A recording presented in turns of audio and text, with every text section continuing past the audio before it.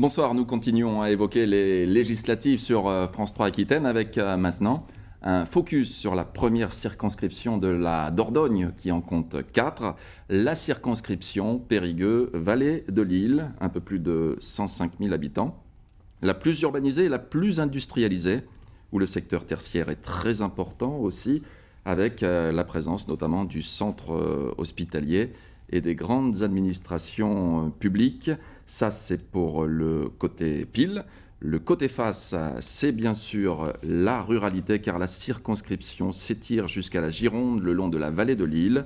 Pour les électeurs, 3 problématiques importantes. Bien sûr, le pouvoir d'achat, l'accès aux soins et l'emploi. Dernière actualité importante en ce domaine, la fin douloureuse de l'entreprise Menuiserie Grégoire à Montpont, 236 employés licenciés. Nous reviendrons bien sûr sur ces 3 thèmes dans ces 26 minutes d'émission. La majorité présidentielle gardera-t-elle ses 4 députés? Réponse le 19 juin, dans un département qui a placé en tête au premier tour des présidentielles Marine Le Pen. C'était Jean-Luc Mélenchon qui avait pris la première place en 2017. Avant toute chose, je vous présente mes invités. Le député sortant Philippe Chassaing, Ensemble, majorité présidentielle. Bonjour. Florent Badillo, ancien candidat socialiste, vous arborez désormais la bannière des forces vives de la Dordogne. Elisabeth Marty, maire de Saint-Astier, candidate pour les Républicains. Pascal Martin, vous partez sous la couleur de NUP, l'Union populaire. William Sambroise pour le Rassemblement national et Patrice Reboul pour le Parti radical de gauche. Notons aussi les candidatures d'Emmanuel Jean pour le Parti animaliste et de Pascal Léger pour Reconquête, le parti d'Éric Zemmour.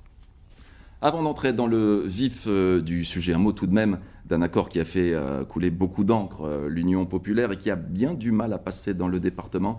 Florent Badillo, vous partez quand même de votre côté insoumis, donc aux insoumis. C'est cela, on nous demandait des renoncements programmatiques qui étaient pour moi tout à fait inadmissibles, 10 années de combat politique qui devaient être effacées pour un accord électoral, et donc je reste fidèle à mes valeurs, fidèle à un programme que je crois important pour la Dordogne, et j'ai préféré ne pas aller dans le sens de ce renoncement. Et vous aurez cette même fidélité entre les 2 tours ? J'aurai cette même fidélité entre les 2 tours. Alors, Madame Martin, Pascal Martin, sur les 4 candidats investis par NUP en Dordogne, 3 sont des insoumis, 1 Génération.s. Pourquoi ne pas avoir fait une toute petite place aux socialistes quand même ? Cette place, je n'étais pas en capacité de la faire puisque les accords se sont négociés nationalement entre les partis et donc nous avons suivi ce qui nous a été indiqué. Voilà, nous avions 4 candidats pour l'Union populaire. Nous avons cédé la place à Génération S sur la 4e circonscription comme cela avait été négocié encore une fois au niveau national et non pas local. Une maladresse alors peut-être ? Pardon ? Une maladresse de la part du national de ne pas avoir laissé... Écoutez, je ne suis pas là pour évaluer les maladresses ou les adresses du niveau national. C'est vrai que le département de la Dordogne est un département où il y a beaucoup d'élus socialistes, mais peut-être que c'est l'occasion de changer un petit peu la donne et de voir les choses différemment. Alors Patrice Reboul, vous êtes aussi candidat de gauche. Vous, jamais l'Union, vous n'y avez pensé, même en vous rasant ? Jamais. Jamais. Pourquoi ? Et pourquoi ? Parce que c'est incompatible avec les valeurs que porte le Parti radical de gauche. Quand je vois cette union factice, il y a des moments où je me pose des questions. D'ailleurs, si ma mémoire est bonne, M. Vadillo aurait bien aimé être investi, mais à condition que ce soit lui qui soit en tête et pas Mme Martin. Et à ma connaissance, je ne crois pas qu'il ait démissionné du PS à ce jour. Vous aviez fait un petit appel du pied quand même, M. Vadillo. J'ai toujours été un militant de l'Union de la gauche, et l'Union suppose la conciliation, pas la soumission. Allez, on va commencer par un de nos 3 thèmes de ce débat, le pouvoir d'achat. On en parle beaucoup, la Dordogne est un département qui affiche un taux de pauvreté de 16%. Et comme toutes les zones rurales, la voiture y est une nécessité pour aller au travail ou pour simplement trouver du travail. En a-t-on assez fait, Philippe Chassaing, vous qui avez travaillé sur le surendettement dans cette mandature, quelle est la première mesure que vous aimeriez voir débattre si vous étiez réélu? D'abord, je vais saluer l'ensemble des concurrents. Voilà, c'est la première fois qu'on se voit et qu'on se fait face. Donc, je pense que c'est l'occasion de se dire à tous bonne chance pour cette campagne. Donc ça, c'est fait. S'agissant de votre question sur la question du pouvoir d'achat, effectivement, il y a eu un certain nombre de mesures qui ont été mises en œuvre très rapidement par le gouvernement, notamment le gel des tarifs, notamment sur le pétrole et sur le gaz. Il y a eu un certain nombre aussi de mesures qui ont été prises pour essayer de soutenir le pouvoir d'achat. Qu'est-ce qu'il faudrait encore ? À titre personnel, parce que vous savez effectivement que je suis très intéressé par les questions de fragilité financière, de toutes les incidences qui font qu'il y a un certain nombre de personnes qui ont des difficultés de fin de mois. Moi, je pense qu'il faut qu'on aborde le sujet en essayant de porter des propositions plus ciblées vers les populations qui sont les plus fragilisées. Typiquement, il y a des gens qui ont, vous l'avez dit, qui doivent faire des trajets entre Montpont et Périgueux et qui sont des gros rouleurs. Je pense qu'on doit faire là aussi un effort pour essayer d'apporter une solution à ces gens-là. C'est quoi? C'est des chèques? Alors ça peut être soit un dispositif de réduction du tarif de l'essence, par exemple, mais ça peut être aussi, on souhaite mettre en œuvre un véhicule à moins de 100 € pour l'ensemble des personnes qui seraient aujourd'hui dites en fragilité. Voilà. Donc je pense qu'il faut qu'on ait une politique beaucoup plus ciblée, beaucoup plus efficace pour permettre à des gens qui ont des difficultés de fin de mois justement de faire face à cette inflation des matières premières. Vous voulez être volontariste aussi dans ce domaine, Pascale Martin? Oui, blocage des prix? Le blocage des prix, certes, mais le bilan des 5 ans de M. Macron nous montre qu'il n'a pas été à l'écoute de la population. Alors vous, qu'est-ce que vous ferez? Nous, déjà, on fait des constats. Et les constats, c'est qu'il y a 11 millions de personnes qui sont en dessous du seuil de pauvreté. Et donc, effectivement, la première mesure, et je ne comprends pas que le président de la République ne l'ait pas encore prise, c'est de bloquer les prix, parce qu'on ne cesse de voir les prix augmenter. Il y a des familles qui sont exsangues, qui ne peuvent plus se nourrir, qui doivent choisir entre faire le plein dans la voiture ou nourrir les enfants. Et ça, c'est insupportable et intolérable. Donc nous proposons le blocage des prix et une augmentation des revenus pour toutes et tous. Donc le SMIC à 1500, plus personne en dessous du seuil de pauvreté, l'allocation autonomie pour les jeunes pour qu'ils puissent étudier sans avoir besoin de travailler, puisque ce sont de très mauvaises conditions d'études quand on est obligé de Mais d'abord, travailler. un premier texte en urgence, le blocage des prix. Évidemment, c'est le premier texte. Madame Marty, le blocage des prix, c'est une solution? Moi, je voudrais juste rappeler que nous avons 2200 milliards de dettes. Je voudrais simplement rappeler ça, ce qui est colossal. Ça fait plus de 14 millions de francs, de milliards de francs. Donc, tant que nous n'arriverons pas à gérer le fonctionnement au niveau de l'État, forcément, oui, nous appauvrissons la population. Je voudrais juste dire, vous avez baissé la TH, de toute évidence, la taxe d'habitation. En contrepartie, on a augmenté les impôts. Cette année, la base augmente de 3,4%, ce qui ne s'est jamais vu. On a augmenté pour les retraités. Ça, c'est le constat, Madame Marty. Mais qu'est-ce que vous faites, vous, si vous êtes à l'Assemblée nationale? On remet immédiatement le prix du gazole à 1,50 €. 1,50 €. Le prix. On retire immédiatement la CSG des retraités. Les 25% qu'ils ont subis, on les retire. On diminue la CSG sur les salariés et les entreprises. Ça, il faut agir immédiatement et vite. Et surtout, on se met à gérer correctement. On limite le fonctionnement de l'État de façon à donner de la souplesse au niveau du pouvoir d'achat. Laurent Badillo, que faites-vous? Il faut augmenter les revenus et baisser les dépenses. L'augmentation des revenus, c'est pour les retraites sur l'indexation du coût de la vie. Le revenu jeune, effectivement pour les plus jeunes. Un SMIC à 1400 €, ce qui permet de remettre du pouvoir d'achat. Baisser les dépenses, c'est évidemment baisser la TVA à 5,5% sur les produits pétroliers, parce que l'État est en train de taxer la taxe et de faire une aubaine financière. Accroître la question de la rénovation thermique des logements, parce qu'aujourd'hui, c'est le premier poste de dépense pour de nombreux retraités et pour les plus jeunes. Et puis, je veux le retour des APL à taux plein, parce que c'est ce qui entrave très clairement la jeunesse dans sa capacité, mais pas uniquement à louer des logements. William Sambroise, vous êtes aussi pour voir baisser la taxe sur les produits énergétiques à 5,5 ? Oui, tout à fait. Nous, c'est la première préoccupation des Français qui subissent les conséquences de la politique et d'Emmanuel Macron et de son gouvernement. Donc nous, c'est baisser la TVA de 20% à 5,5 sur les produits énergétiques, gaz, électricité, carburant. Et ça va de suite soulager le... Oui, ça soulagera de suite les citoyens français, évidemment, puisque nous, en plus, dans les zones rurales, comme vous l'avez cité tout à l'heure, La Dordogne, la première circonscription, et il y a beaucoup de personnes dans la ruralité qui utilisent leur véhicule et qui ont besoin de cette action qui sera pérenne dans le temps en plus, puisque évidemment faire des chèques par-ci par-là, des petits coups mesurettes comme ça, bon, ça ne convient pas, je pense, à tout le monde. Faites des chèques, monsieur Chassaing, en tout cas dans la majorité.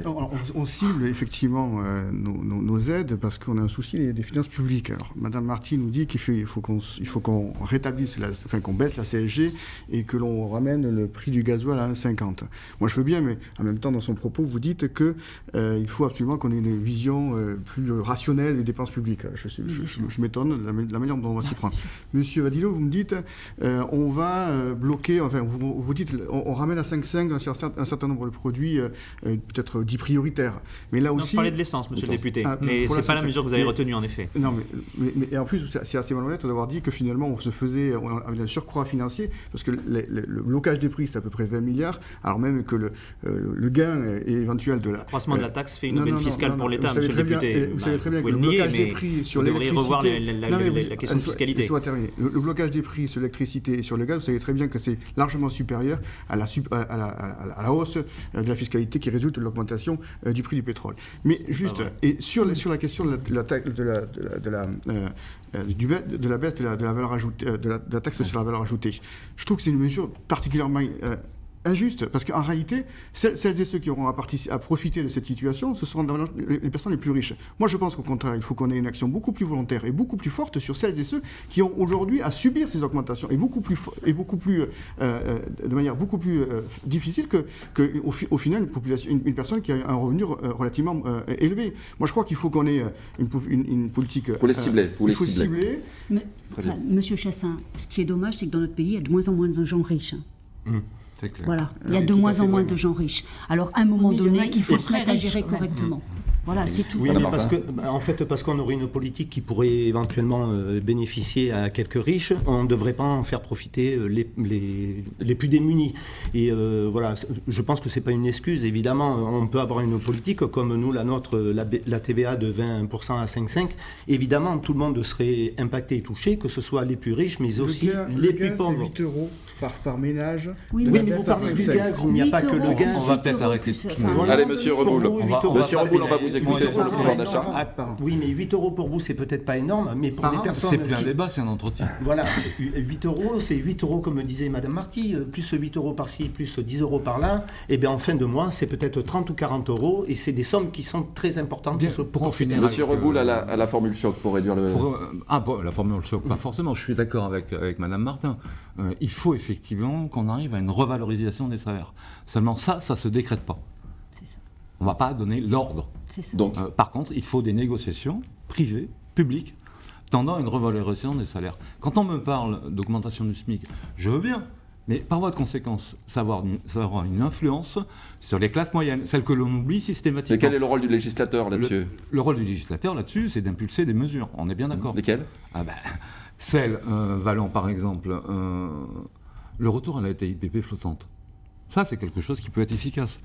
Quand j'entends M. Chassaing, un véhicule électrique, bien sûr, pour 100 euros, je connais plein de gens dans ma circonscription, que je vois régulièrement, qui, ces 100 euros, ils les mettront jamais dans un véhicule. Ils mettront quelques euros dans un véhicule, un vieux diesel pourri, vous me passerez l'expression, mais c'est ça, parce qu'ils leur rendent service. Mais le reste, ils vont garder pour se nourrir, pour se soigner éventuellement, lorsqu'ils ont la chance de pouvoir le faire et de pouvoir avoir un médecin à portée. Et ça, ce sont des problèmes qu'il faut que l'on résolve.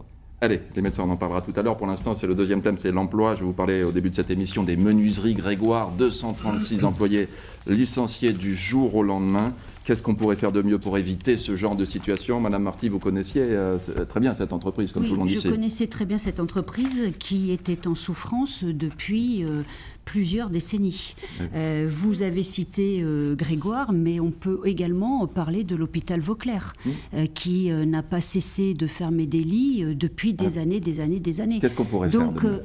À un moment donné, au niveau des entreprises, et ça rejoint un peu ce que M. Reboul disait, à un moment donné, si on veut donner de la souplesse et donner de l'oxygène au niveau des ménages, il faut absolument que l'on donne de la compétitivité aux entreprises. Et comment on donne la compétitivité ? Moi, je propose la chose suivante, c'est qu'on soit capable, qu'on se mette autour de la table avec nos administrations françaises qui sont des administrations compétentes, qu'on se mette autour de la table, qu'on décide avec les chefs d'entreprise, avec les salariés, avec les syndicats, qu'on décide pendant 20 ans de bloquer tous les prélèvements, et à la fois sur les entreprises et à la fois sur les salariés. Mais en contrepartie, il faut absolument que les entreprises se mettent à faire des formations obligatoires pour leurs salariés.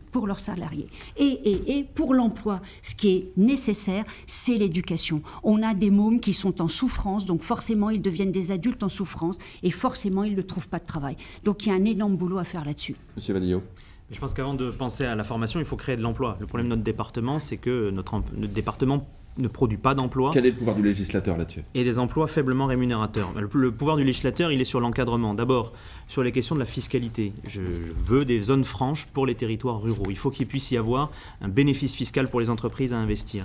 Il faut également impulser au niveau national un plan sur les emplois verts. On peut créer jusqu'à 1 million d'emplois en France sur la transition environnementale. Ça n'a pas été fait. Il faut également encadrer l'emploi précaire, le recours au CDD. Parce que la réalité, c'est que la fausse diminution du chômage dont se vante Emmanuel Macron, elle est au détriment de l'emploi précaire et du recours au CDD. Et puis il faut aussi, sur notre territoire, avoir la capacité, dans le cadre du plan de relance, d'apporter des projets, de concrétiser des projets. C'est-à-dire tout ce qui a été totalement oublié par les députés de La République En Marche depuis quelques mois. Monsieur Chassaing. Alors, le chiffre du chômage truqué. Alors, bien sûr que non. Le taux de chômage était de 10% il y a 5 ans, il est de 7% sur le territoire. Le taux d'emploi précaire, monsieur le député. Non, c'est pas vrai, monsieur. Mais Vous savez très bien. vous avez des précaires aujourd'hui. Il y a eu une progression dans l'emploi. Désormais, on peut parler même, si le niveau de croissance continue à prospérer de cette façon, pour la première fois depuis 30 ans, d'un pays qui serait en plein emploi. Donc je trouve que c'est plutôt une satisfaction. La politique a été menée après 5 ans de crise. Je pense que quand même on peut se féliciter du fait qu'il y a une diminution de l'emploi dans ce territoire. 3 mesures qui me semblent extrêmement importantes. La première mesure, baisser les impôts de production. On l'a fait sur ce mandat, on va continuer sur ce mandat. Seconde mesure, faire en sorte, vous parliez de la rémunération, faire en sorte que les salariés soient mieux rémunérés. Incontestablement, nous sommes tous d'accord. Faire avec la prime Macron qui sera triplée jusqu'à 6 000 euros, de telle sorte que finalement, dès lors que vous participez, dès lors que vous avez une croissance, des profits d'entreprise, il y a nécessité à ce que finalement les profits de celle d'entreprise soient mieux répartis au sein de l'entreprise. Ça vaut pour une entreprise de plus de 100 salariés. Allez-y. Enfin, attendez, quand on est chef d'entreprise, on n'impose pas aux chefs d'entreprise d'augmenter les salaires. Et troisième point, parce que moi j'assume le fait que, contrairement à ce que vous dites, moi j'assume le fait qu'en période de croissance, et on voit un certain nombre de chefs d'entreprise qui vous disent qu'ils ont des difficultés de recrutement, j'assume le fait que, effectivement, la réforme concernant les retraites soit un peu plus rigoureuse. C'est une période de crise. C'est ça, de la précarité pour les autres. Non, monsieur. Ça veut dire juste que on investit dans la formation, vous le disiez à l'instant, on investit dans la formation et on pousse, on incite les gens à s'ouvrir des perspectives en travaillant. Monsieur Ambroise. Oui, pour nous, en fait, on a quand même un déficit commercial de 85 milliards d'euros. Sur l'emploi, vous faites quoi ? Et sur l'emploi, alors nous, c'est en fait déjà aussi, on donnerait la priorité aux PME pour les marchés publics, ce qui pourrait éventuellement déjà... favoriser le tissu local, c'est ça ? Voilà, le tissu local, évidemment, parce que prenons la situation des menuiseries Grégoire... on les a aidés, cela dit. Pardon ? Elles ont été aidées par des fonds publics. Oui, il y a eu des aides de fonds publics. Mais personne, et je dis bien, personne, à part M. Chassaing, qui les 6 derniers mois a commencé à s'occuper du problème, mais c'était trop tard. Après, il faut supprimer la cotisation aussi sur les difficultés des menuiseries Grégoire. Attendez, j'ai arpenté pendant 30 ans la circonscription, des conflits sociaux, j'en ai vu quelques-uns, j'ai vu disparaître les Marbobata. Oui, on va pas faire l'historique de on va pas refaire l'historique. Mais bon, alors qu'est-ce qu'il aurait fallu faire ? Ce qu'il aurait fallu faire, c'était s'y prendre en amont. Quand l'entreprise a été reprise, il y avait 300 emplois. C'était pas possible, c'était pas tenable ni viable. Aujourd'hui, on parle de 236 emplois. On oublie facilement aussi les emplois induits. On est plus proche des 350 que des 236. Et je trouve ça regrettable. Parce que c'est plus un bilan, c'est une catastrophe. Et en fait, il faut aussi protéger notre économie sur la concurrence déloyale. Et revoir les accords de libre-échange aussi, peut-être. C'est ce qui peut nous permettre de maintenir nos entreprises. Attendez, je finis. Ce qui peut nous permettre peut-être de tenir nos entreprises en surface et pas qu'elles soient fermées comme les menuiseries Grégoire qui ont subi malheureusement ce choc. Madame Martin. Ce qu'il aurait fallu faire, je pense, c'est contrôler l'argent public qui a été distribué à cette entreprise. À chaque fois qu'il y a de l'injection d'argent public, il faut contrôler, il faut demander des contreparties à l'entreprise. L'entreprise américaine qui avait repris dernièrement était un fonds d'investissement et les salariés ont alerté leur direction, mais on ne les a pas entendus. Donc ça, c'est vraiment un problème. Quand on donne de l'argent public, on ne le donne pas, justement. On y met une contrepartie. Et supprimer la cotisation Allez, foncière. on va passer au troisième sujet, car c'est très important. Non, on change de sujet. Madame Marty, on change. Les 35 heures qui ont pénalisé l'ensemble des entreprises en France. 35 heures, justement. Bon, je voudrais, s'il vous plaît, mesdames, s'il vous plaît, mesdames, pas, sinon on mettra le s'il vous plaît, en France. un sujet qui est très important pour les électeurs de votre circonscription, c'est le manque de médecins. On ne trouve plus de médecins traitants. Michel Cadet, médecin généraliste de votre circonscription, vous a adressé une lettre ouverte pour que vous trouviez une solution. Lui ne veut pas de mesures coercitives, elle ne serait pas productive. Pour vous, très rapidement, parce qu'il nous reste très peu de temps, quelle est la solution sur les déserts médicaux? On n'arrive plus à trouver de médecins traitants en Dordogne. Monsieur Chassaing. Première chose, nous avons donc levé le numéro exclusif pour inciter, pour avoir davantage de médecins. Je propose Après, il faudra les faire venir sur le territoire. Voilà. Alors, comment? 3 choses. Première chose, je pense qu'il faut que dans ce temps court qui nous reste jusqu'à la formation, la complétude des diplômes, il faut qu'on puisse assumer le fait que les médecins puissent élargir, les professionnels de santé puissent élargir les actes de soins. Pharmaciens, kinésithérapeutes, infirmiers. Juste, moi je suis ouvert à la question du débat, qu'on ouvre le débat sur la libre installation des médecins. Je pense que c'est dans le programme et il faut absolument qu'on parvienne à avoir ce débat. Il faut faire en sorte que les médecins puissent être implantés dans les zones. Très vite les uns et les autres. Monsieur Badillo, une solution choc. Obligation d'installation des médecins, obligation d'exercice pour les spécialistes, cumul emploi médical et retraite, travail sur le cadre de vie des nouveaux médecins, on arrête les incitations fiscales et numéraires et une création d'une vraie faculté de médecine sur 5 ans, sur 9 ans à Périgueux, parce que l'adresse le dit, lorsque des médecins sont fermés dans les territoires ruraux, ils y restent. Madame Marty, très vite. Il faut limiter le temps de remplacement à 3 ans. Il faut mettre en place une convention entre les zones surdotées et les zones rurales. Et enfin, il faut réguler la liberté d'installation, bien qu'on ait déjà un article à ce niveau-là au niveau du Code de la sécurité sociale. Madame Martin. Il faut remettre en place des services publics concernant la médecine, parce qu'aujourd'hui, le métier s'est féminisé énormément et les femmes ne veulent plus travailler comme les médecins de campagne qui faisaient 70 à 80 heures par semaine, voire plus. Donc aujourd'hui, il faut ramener la médecine vers un service public de qualité pour que chacune puisse se soigner correctement. Aujourd'hui, il y a des personnes qui ne se soignent plus parce qu'on n'est plus au 100% sécu. Ça aussi, c'est une de nos mesures. Il faut revenir au 100% sécurité sociale. Et les agents des mutuelles ne seront pas au chômage, ils seront réinjectés sur la sécurité sociale, donc un service public pour que toutes et tous on puisse se soigner dignement et correctement.